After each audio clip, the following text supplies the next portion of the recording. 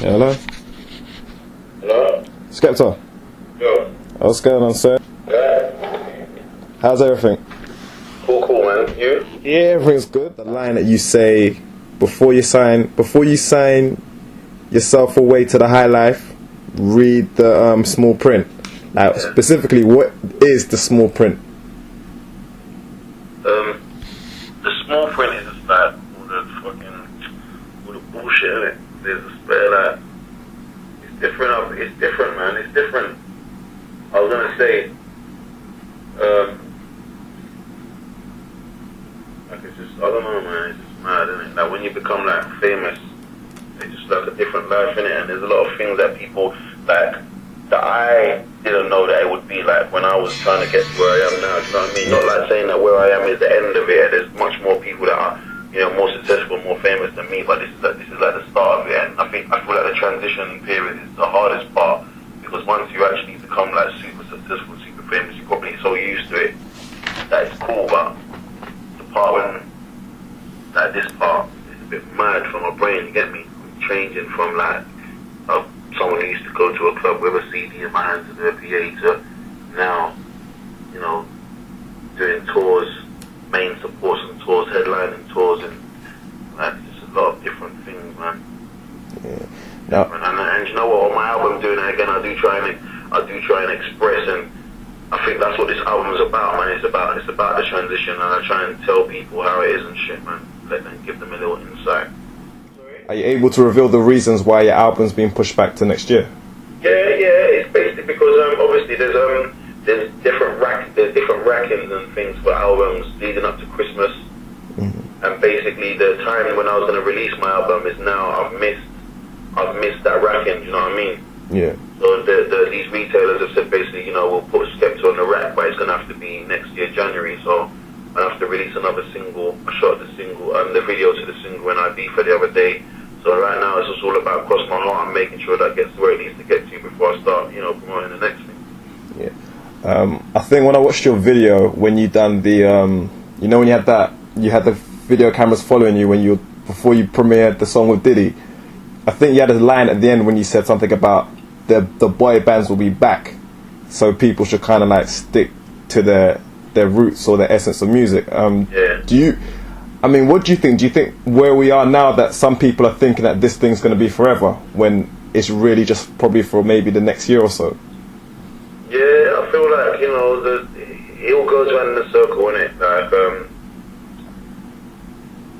the game, I don't think anything in this life is set for, us, how can you say it, us, the general public to win. We're always, it's set so we are all, we've got, and we can't get past a certain level, do you know what I mean? So yeah, they're willing to help all of us, grime artists, urban artists, young artists of today, get this platform, and one day, like I said, the boy bands will come back in. It's going to be a guitar affair. It's going to be, live bands, live drums and all this stuff. The guys with the spiky hair, they're going to come back into fashion. They're going to have enough of this shit after a while, you know what I mean? But the main thing you need to do as an artist is to not to forget your fan base and who actually like you. Whether you want to go commercial a bit and mess about with different genres, make sure you've got a solid fan base, because I can tell you this for now, a lot of these, these young kids, that, not a lot, sorry, shall I say some of these young kids that like us today, they won't like us in a couple of years or in a next year. It's going to be the new hype, you know what I mean? It's going to, obviously you will gain some dedicated, loyal fans and actually do like you for what you're doing, and they will stick with you. So that's what I was trying to say in that interview there. I was just saying basically, really, solidify your fan base and make them know why they like you. Don't make them not know why they like you. If someone doesn't know why they like me, they just like me because I'm on the telly at the moment or radio want to play my songs at the moment. I don't really want them fans anyway. Yeah. You know what I mean?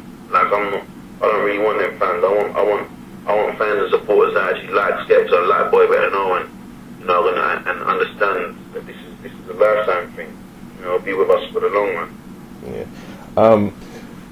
This year in the grime scene, or let's say people who've originated from the grime scene, who have you been most impressed with? in their music? Myself. Myself. Yeah, Tiny Temper, obviously. Yeah. Like, I feel like obviously he was a known grime MC, and he was known, and people think, but you know, there's always the hot stuff for the moment, and I don't think people ever actually said, you know, Tiny Temper's like top 5 or Tiny Temper's like top 3 or something like that. His name was never called out like that. Mm. So it's like he's found his own avenue, found his lane, and he's gone down it, and he's not turning back, and he's not listening to no one, and he's doing it with good music. Do you know what I mean? It might not be grime, might not be what we all do, but it's good, it's nice to listen to, and you know, I hope for his sake that it goes well for him, because I don't think he owes nothing to the grime scene like that. You know, anyone who turn around to him and call him a sellout or anything, or he's forgotten his roots or whatever, he can stick his middle finger up to them, because they never really helped him to get where he was now. Yeah. So I'm really proud of him as a person. Obviously, like I was on tour with him, like the Chipmunk tour early on in the year, and I got to speak to him and like chill out and have some down to earth talks and that. And I just feel like he's a proper humble guy, man, and everything he gets, he deserves it, man. Yeah. With your album, are there any features on there that will surprise us, and has the album actually been completed? No, there's no surprise features, man. I haven't really kept my features like secret anyway. My features are obviously Diddy and Dirty Money with track with the Hello Good Morning track. Chipmunks on my album, N-Dubs are on my album, and the song I've got with Priya Kalidas, and the whole Boy Better Know crew's on one track on there as well, and that's it. Yeah. Now, for you, with what's happened this year, have you been surprised how you've had like 2 or 3 singles chart? Were you ever expecting that to happen so soon this year? Not really. It's been a long journey, man. Yeah. I look back at it and I feel like we've worked hard for it. You know, I look at the things around me, the things I have, the things I feel like I deserve it. Do you know what I mean? But it's got to a stage where charting is just to be it's just so you get played on the radio and you can get recognized and heard by different people, because obviously Radio 1 is our only nationwide radio that everyone can listen to up and down the country. Do you know what I mean? So right now I'm just really, like I said, like trying to put out music, good songs, you know, to make a fan base that likes Skepta and you know, stick with me for the long run. 2010, if anyone would ask me in 2009 is, what do you think will happen in 2010? I would have said something would happen, because, you know, we was getting to a stage where we was just churning out hits as, like, on a regular basis. We was doing it just like the majors done it. You know, we had our TV pluggers, we had our press, we had everything. We was doing it all independently. Wherever show I went to and got, I don't know, $2 grand, $3 grand, $1.5 grand, would put it back into music. So I knew eventually it would get here, and it's not the end, man. I'm going to carry on, man. 2011, I'm going to be even more of a problem, man. I'm not stopping. There's no rest. Yeah, that's cool. Now, for you, just to go on the political side, now, obviously I've interviewed quite a lot of people, and it seems like every artist has to deal with label politics. Now that you're working with labels, do you wish that in a way that you were still 100% independent, or are you happy with your choice? You know what, I swear that sometimes I wake up and I think to myself, if I had the number 23 and the number 14, and then wherever Cause My Heart's gonna go, and wherever my next single's gonna go, and I put out my own album, and sold like 60,000 or 70,000 or something like that by myself for like £4.23 or however much you get for it, the money that I would have, I'll be smiling all the way to Vegas, you get me? But I understand at the same time there's things that the label have done for me that I couldn't do. Do you know what I mean? And I think charting with Bad Boy ourselves gave us the power to choose the right deal, because we're not just signed to a label, you know, and that's it. Like, the deal that we've got is very good. I think me, Tiny Temper, we're the only ones that have got this deal out there. And where they're with different labels, but they're the same deals, and it's basically a licensing deal where you've got full quality control over the music you put out, and they're just basically running alongside your label, helping you with things. And I think this is the position that we always wanted to be in, like, musically, because we, you know, we've got our own picture that we're trying to paint. And I'm not just trying to be a manufactured artist that the label can pick up and say, okay, you're going to work with this guy, and he's big here, so you're going to get these fans. Oh, why don't you work with this guy? He's big here, get these fans. And I'm just like a puppet on a string. Like I said on my Twitter the other day, I might as well call my album Punch and Judy. If I'm just a I might as well just not, you know what I'm saying? I like the fact that I've got control over what I do. And yeah, man, I think more people, more artists should try and think of it, you know, more than, oh yeah, this label gonna sign me for 200 grand and you just want the peas and that. Boy, you better know. Like, what's the plan with that for 2011? Yeah, we're just trying to always, like, get established individually as artists and be good in our own right at the moment. So that the crew, when we come together and do the album, it's not people just in it because they're just in it. Sometimes I don't, you know what I mean? I want everyone to be recognized on their own. So, you know, Jamie's got his album came out 4 days ago. Frisco's album's out next week. Shorty's releasing another mix CD soon, and I am my album's coming out. Jammer's been shooting. I think he's on like his second single now of his album. And you know, everyone's just working to become their own artists and get their own fans. So that when we come together, it's just like, get me, like that big Power Ranger, Power Ranger monster, bro. At the end. Now, in terms of the US, is it important for you to one day cross over and be acknowledged by people in the States? Is that part of your ambition as well? I want to be acknowledged, yeah, but I want to be acknowledged, but I'm not really trying to, you know, go over there for the quick buck, like go over there and just get number ones. Like, you know, we all see what happens to different artists. Like, you know, even Craig David, I swear he bust up America. All these artists have bust up America, but I'm in it for the longevity, man. I'd rather have it like I am now. Like, you know what I'm saying? If I go over to New York and I phone Diddy and say, oh, can I come over and make a tune with the girls, or vibe, or just chill in the studio, he's gonna say yeah. Do you know what I mean? And I would rather have it like that, because people need to understand that the same, you know, what grime is to UK, how we cherish it and are so, you know, we love it so much. That's how they look at UK. That's how they look at like hip hop. You know what I mean? So I don't think I'll like bust grime over there like that. They might get the odd few that like it, and I want to spread the sound as much as I can. But I'm more looking at Europe. You know what I mean? They've got a good dance vibe over there already.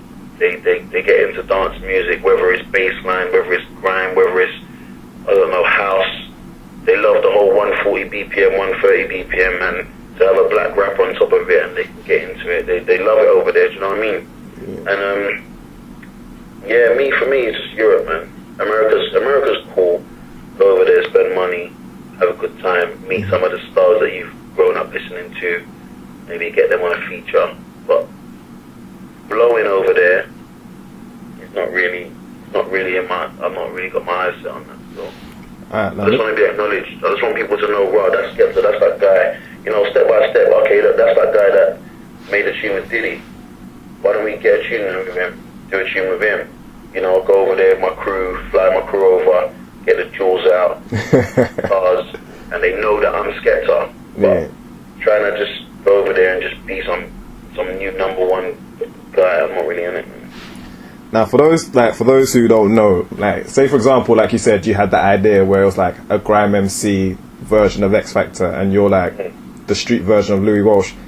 For someone who wants to come into it, how much money or self-investment do you have to put in yourself to like be an artist these days? Like roughly, like how much do you reckon from your start till now that you had to invest in yourself just to be where you are today? Well,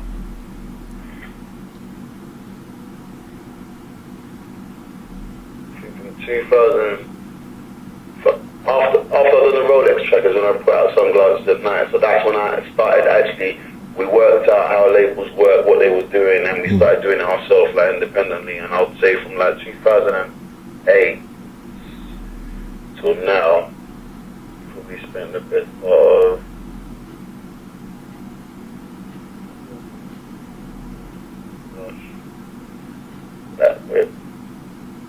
Like maybe like 100 grand. Wow. 150 grand. Like on videos, press, everything. Like I'm talking everything. I'm talking like travel. Yeah. Yeah. Like it was actually running it like a label, and it was mad because it was just me and a manager, and that was it. There was nothing else. Everything was coming through his Nokia. Wasn't even BlackBerry. Them running off a Nokia at the back, falling off the Nokia, and that. You get me, bro? And like, yeah, like 150 grand, bro. When you get to that stage, is it to the point where this music thing just has to work? There's no option there. It has to, because no one can't really afford 150 grand, and for it to not, happen. Like, it was, yeah. Like I said, I realized after charting, that charting is him. You get perks what other people don't get, but the recognition and the acknowledgement is the best part of it. You know what I mean? All throughout, like spending money and shit, just wanted to be recognized artist, for people to hear my music. So I know that I feel that I'm good in it. So when people hear me, my fan base will grow. Now I'm acknowledged. Save Tomorrow, I don't know, Cross My Heart goes number 20. It won't upset me. So I know that, I've got new fans that like Skepta. They love Skepta. You know what I'm saying? It might not have been as big as a record as Rescue Me, but they're still Skepta fans. So, when you say you got to the stage where I knew that you'd have to work, I would spend the money anyway. Do you know why? Because I loved what I was doing. Yeah. And I just wanted people to love what I was doing as well. So, I would have just kept on going. Even if it didn't work out, I'd still be going now. And I probably, do you know what? I probably would have had more money. I probably would have seen more money than it myself. But that's how it goes, man. And I'm gonna round up because I don't want to take up all your time. Now, you're Nigerian. Now, how is it convincing? What's happened to your phone, bro? Have you gone into a fishbowl, cuz? Sorry, hold on. You hear me now, yeah? Yeah. You're Nigerian, right? Now, from that heritage, how do you convince Nigerian parents that you want to go into music? Because that's like a hard sell to do. Like, I want to do music when it's like doctors, nurses, lawyers. I mean, how is that convincing your parents that I actually want a career in music? To be honest, until like 2 years ago, 3 years ago, bro, it was a problem, bro. It was a problem. Any little hi-hat, kick drum you play in the house, just tell you to turn it down straight away. No volume is too quiet, bro. I could be the quietest volume, it's still too loud. It's still too loud. Turn it down. Until we started flying out, my mum started to miss me, you get me? Where you going, Junior? Oh, I'm going to Germany. When you come back, I'm in 3 days. What about this? No, I've got to go. I'm going to work, mum. Come back home. Oh, Junior, I need to go and do this here. Okay, take £100. And she started to see that raw, like, my sons are actually living off this, you know what I'm saying? She'll go places, she'll hear people saying our names, this, that, this, and she started to feel like, wow. So my sons, this is not just noise in the bedroom, this is actually music.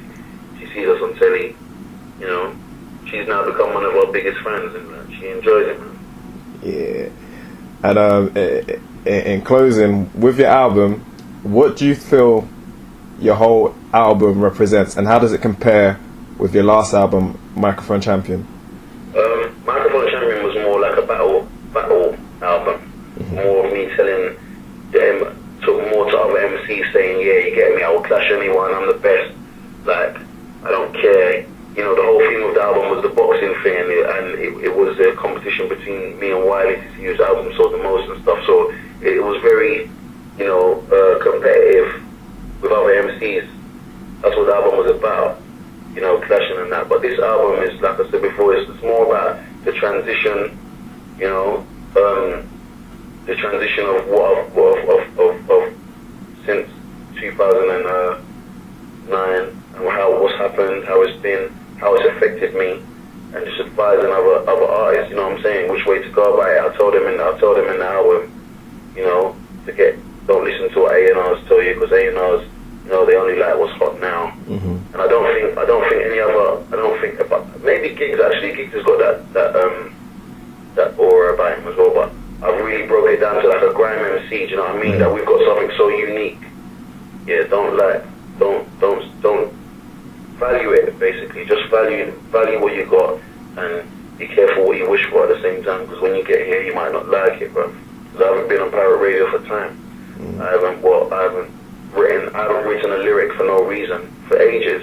Before, when I was doing grime, I could just wake up and write a lyric, a 16 bar, about anything, about just writing a lyric for the writing lyric's sake. But now it's all about songs.